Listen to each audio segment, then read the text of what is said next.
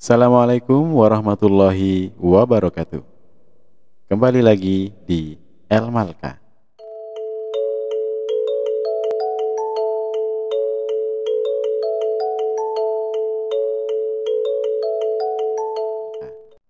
Dalam video ini kita akan membahas contoh soal P3K dan pembahasannya.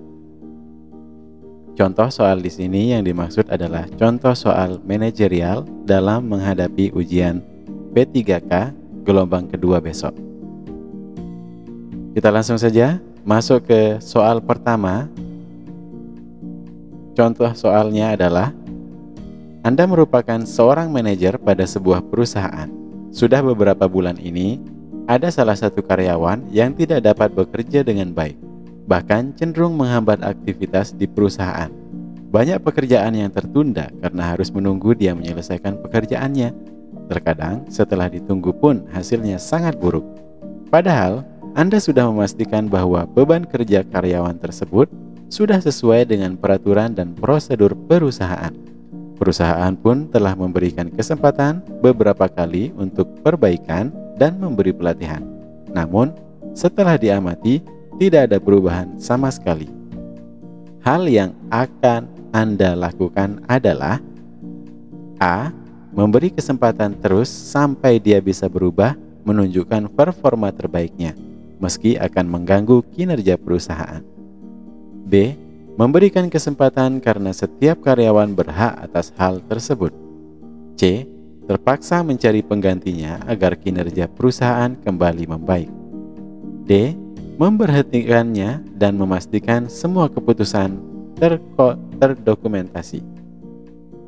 Semua keputusan saya terdokumentasi. E. Memberhentikan karyawan yang bermasalah tersebut karena tidak bekerja dengan baik. Sebelum kita lanjut untuk menjawab soal, kita lihat pembahasannya terlebih dahulu.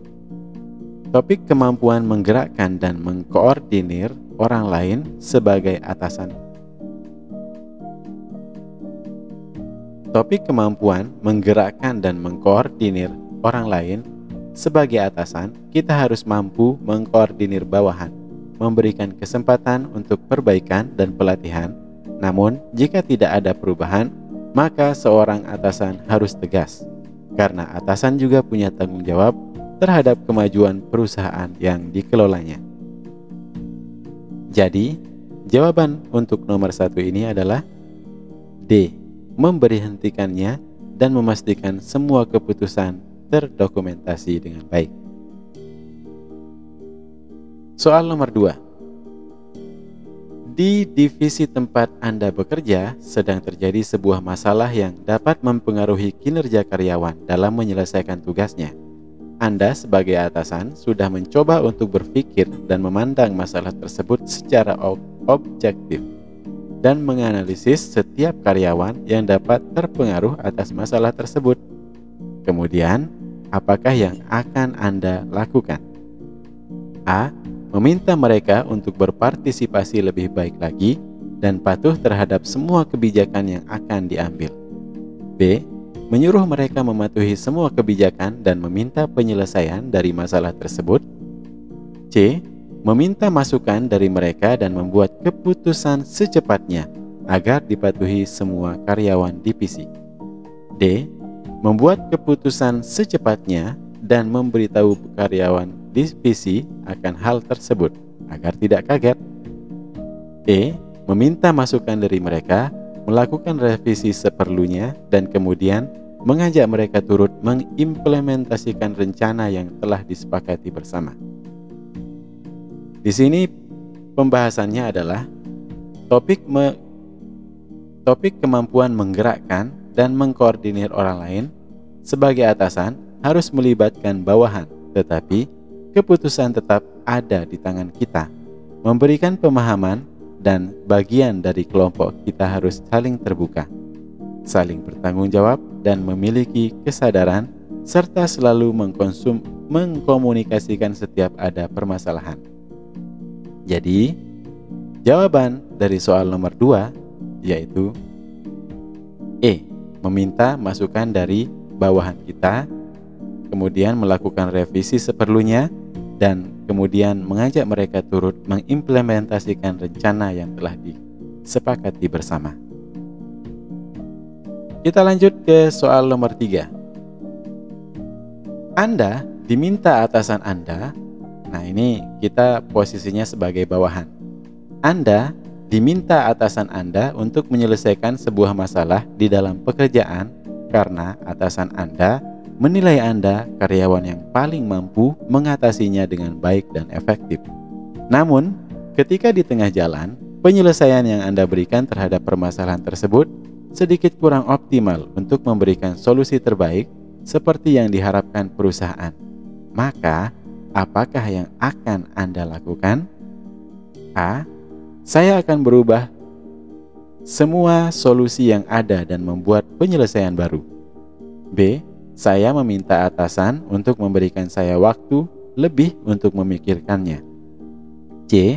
Saya melakukan modifikasi atas keputusan tersebut. Terkadang, modifikasi kecil sudah cukup. D. Mengembalikan tugas tersebut kepada atasan untuk dilimpahkan kepada karyawan lain.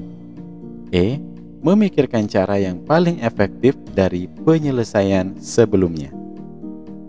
Kita coba bahas dulu ya. Di sini terkait dengan topik kreativitas dan inovasi sebagai bawahan. Mampu memikirkan hal-hal kreatif dan imajinatif untuk melakukan perbaikan pada sebuah proses sehingga mendapatkan hasil terbaik. Tidak harus merubah, tapi melakukan modifikasi sehingga apa yang menjadi tujuan dapat tercapai. Jadi, kalau kita melihat keterangan di sini, maka jawaban dari soal nomor 3 adalah ya, C. Saya melakukan modifikasi atas keputusan tersebut. Terkadang, modifikasi kecil sudah cukup. Kita lanjut ke soal nomor 4. Beberapa hari terakhir, di kantor Anda sedang disibukkan dengan banyaknya deadline pekerjaan yang harus diselesaikan secepatnya. Sehingga setiap komponen perusahaan diminta untuk memberikan kemampuan terbaiknya bagi perusahaan. Karena jika ada pekerjaan yang tertunda, akan berpengaruh terhadap produktivitas kerja. Namun, ada beberapa karyawan yang datang kepada Anda, bercerita dan mengeluhkan beberapa hal yang tidak berkaitan dengan pekerjaan. Maka, sikap Anda adalah A. Saya selalu terbuka terhadap setiap karyawan untuk berkeluh kesah kapanpun mereka membutuhkannya. B. Hal tersebut harus dibatasi karena dapat mengganggu kinerja perusahaan. C. Selalu bersimpati dan memberikan nasihat dan solusi yang paling baik terhadap setiap masalah mereka. D. Bersimpati dan memberikan solusi dan nasihat dengan tetap memprioritaskan kepentingan perusahaan. Dan E. Saya akan selalu baik kepada setiap karyawan di perusahaan dan dapat menjadi teman curhat mereka setiap waktu. Model soal seperti ini terkait dengan topik orientasi kepada orang lain dengan menunjukkan itikat baik, empati, dan kepedulian terhadap sesama. Namun, sesuai dengan kapasitas yang dimiliki dengan tetap memprioritaskan kepentingan perusahaan untuk berbuat baik dan kerjaan tetap jalan. Jadi, menurut pembahasan tersebut, dalam hal ini, soal nomor 4 jawabannya adalah D. Bersimpati dan memberikan solusi dan nasihat dengan tetap memprioritaskan kepentingan perusahaan. Kita lanjut ke soal nomor 5. Anda telah bekerja sesuai dengan SOP yang perusahaan berikan kepada setiap karyawan dengan jelas. Sudah terdokumentasi sebagai panduan bagi setiap karyawan dalam bekerja dan telah menerapkannya setiap hari dengan baik. Namun, terkadang ada kondisi di mana sebuah masalah yang timbul tidak dijelaskan bahkan tidak ada di dalam SOP perusahaan yang diberikan. Maka, yang akan Anda lakukan adalah tetap mengikuti SOP yang ada meskipun pekerjaan selesai jadi sangat lama dan mengganggu kinerja. B. Meminta bantuan kepada rekan karyawan yang lain untuk dicarikan solusi terbaik. C. melihat dari kondisi yang ada dan saya sesuaikan dengan misi perusahaan agar pekerjaan cepat terselesaikan. D. Menyuruh atasan untuk mereview kembali SOP yang ada agar karyawan dapat bekerja dengan baik. E. Memikirkan penyelesaian yang sekiranya cocok dan bisa saya kerjakan sesuai kemampuan saya dan misi perusahaan. Kita lihat pembahasannya dulu ya. Dalam hal ini, topik kemampuan bekerja mandiri dan tuntas menunjukkan sikap bertanggung jawab terhadap pekerjaan dengan tidak menyalahi tujuan perusahaan dan menyelesaikan pekerjaan secara cepat. Jadi, jawaban dari nomor 5 adalah C.